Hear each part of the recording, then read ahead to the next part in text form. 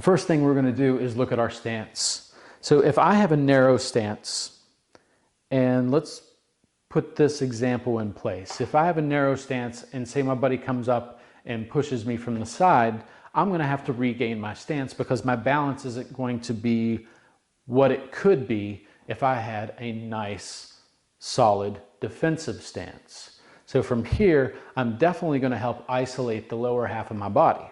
With that narrow stance, there's a couple things that happen. I lose the ability to really stand my ground, and I also get a little bit taller. So that's going to require a little bit more bend from the body, and in some cases, seniors struggle with lower back issues, upper back issues, and you're putting more strain on yourself doing so. So let's start with a nice wide stance, and that will help isolate the lower half, because the key is shut out the lower half, anything below your hips. We don't want moving in the putting stroke. Now, what we need to make sure for good consistency in ball striking is that our head stays in place. So there's two really effective drills that you can work either on the putting green, and even I'll give you one for inside the house. On the putting green, you'll take 2 tees. You'll place 1 tee in the ground outside the toe of the club, 1 tee in the ground outside the heel of the club, and you'll face your target.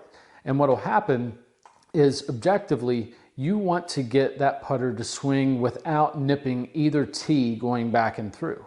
Now, this is something that you can do exactly like I am here, just a repetitive motion to help develop the feel. Now, if you notice, my head is perfectly still because I am focused, lasered in on those 2 tees that I'm trying to swing through. Now, the drill at the house I find is very effective. If you take a CD and you flip it upside down so the shiny portion is facing at you, I want you to place it down on the ground and put the hole of the CD where you think the ball would be. If you do that, you're going to notice the reflection of your face is on the mirror. And what will happen if you have any type of upper body sway, that is going to help you understand, hey, okay, let's settle down here. Let's initiate my stroke that helps isolate my head range of motion. And you'll find that very beneficial. So with those 2 understandings, now we're going to talk about the concept of what actually initiates the swing. And before I get into that, let's talk about anchor putting, okay? So anchor putting was banned by the USGA and the R&A a couple years ago. And what it was doing is people had the butt end of the club connected to a part of their chest. And what was happening, they had perfect reason to keep a good rhythmic tempo that had great sequence because there was 0 separation. Well, this is where we can go against the grain on what some teachers talk about moving their shoulders to initiate the swing. Well, the unfortunate fact is as we get older, sometimes our shoulders and upper neck don't move like they should. Maybe you've had fusions, maybe you have a bad rotator cuff, and moving your shoulders or trying to isolate movement in your neck isn't going to get the job done. It's only going to create lateral motion. So what I would like for you to view is though you were anchor putting.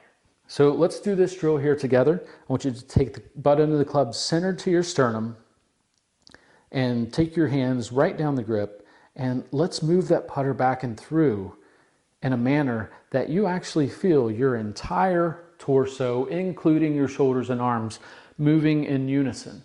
And what you'll find, it's going to pack and deliver a lot more power this way. And what's great about that is if there's more sequence in the delivery of the stroke of my putt, I'm not going to have to hit my putt as hard. I'm not going to have that concept in my head, accelerate through, accelerate through. Accelerating through a putt is actually something that doesn't necessarily help your feel. I'm not saying it doesn't exist and it doesn't help some players, but accelerating through means I'm changing the rhythm of my swing. And that's not what we want with putting. We want to develop feel. I want to be able to understand that the further that this club head freely swings back and through, the greater the distance the ball is going to travel. I don't want to have to relate on hitting a harder putt by speeding up at impact, because it's only going to take away conceptually from impact. I'm going to start missing the center of the putter face, and that's not what we want. We want feel, whether it's a 3-foot putt or a 33-foot putt. So if you have any questions about this, that's what I'm here for. Please like and subscribe, and thank you.